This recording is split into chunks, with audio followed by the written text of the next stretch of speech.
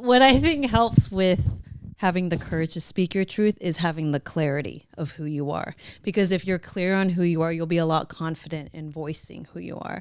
And like Shining said, as long as you speak your truth, you put the ball in someone else's court. Like you have done everything that you could do. Everything else is out of your control. So it's kind of like dating, right? You have to swing, you have to go up to bat, and you might fail, you might get rejected. But if you don't do that, there's no possibility for any kind of relationship.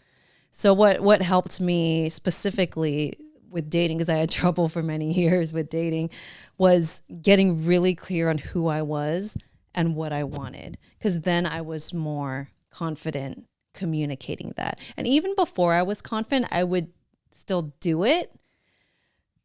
And over time, as I dated more and got more clear of who I was, the confidence built, and it got easier and easier until one day I got rejected by someone. It was a guy that I had like a situationship with. And, I said, I need to tell him how I feel. I'm not okay with this being just a situationship. I would like it to go towards a serious relationship. I said, I need to tell him. And so I told him, and then he was honest and he said, yeah, I'm not looking for a serious relationship. And I feel like our dynamic is more friends or just casual. I said, okay. And I hung up the phone and I was not triggered. I said, oh my God, it's been years and I've been waiting to feel this.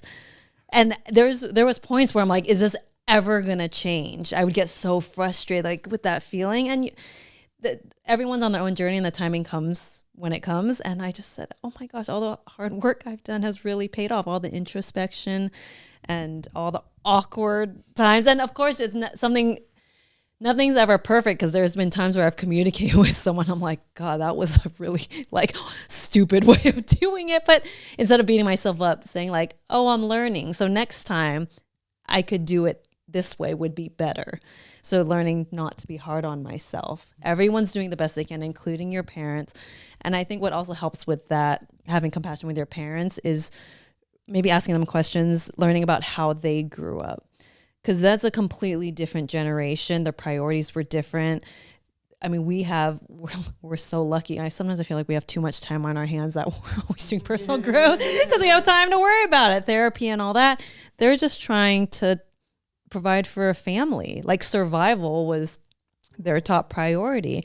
And so, right, if they were never taught or modeled how to parent, they're just going to copy what happened to them. And a lot of them were in abusive, had abusive parents, if not physically, emotionally, and verbally, which we got some of that, I think, too, right?